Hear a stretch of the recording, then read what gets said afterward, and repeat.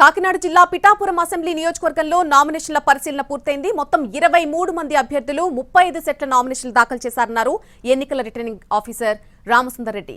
అసంపూర్తిగా దాఖలు చేసిన ఒక నామినేషన్ను తిరస్కరించామన్నారు. ఒకరు పార్టీ బీఫామ్ సమర్పించలేదని ఆ అభ్యర్థిని ఇండిపెండెంట్ గా పరిగణిస్తామన్నారు. నామినేషన్ల ఉపసంహరణ ప్రక్రియ పూర్తయ్యాక అభ్యర్థులకు గుర్తులను కేటాయిస్తామని చెప్పారు.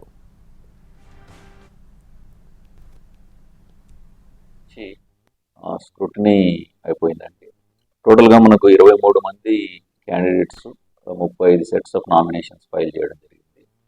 ఈ 35 నామినేషన్స్ కూడా ఈరోజు మనం స్క్రూటినైజ్ చేశాము.